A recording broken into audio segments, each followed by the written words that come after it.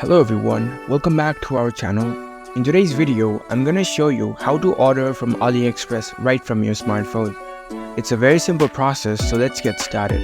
First of all, unlock your phone and make sure you are connected to the internet and download the AliExpress app if you haven't already.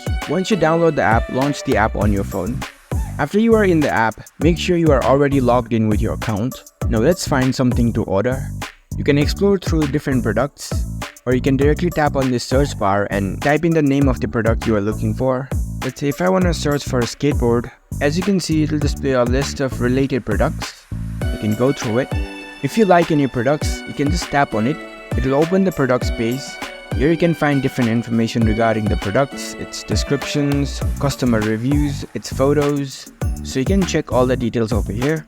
If you are happy with the product and want to order it, you can add this product to the cart or directly tap on Buy Now button to proceed to the checkout process. Again, select Continue. Now here you need to provide your shipping address. You can select your country, provide your first name, last name, your phone number, and set your address. Once you fill up these informations, tap on Save. Here you can review your order details, and if everything looks good, you are now ready to place order.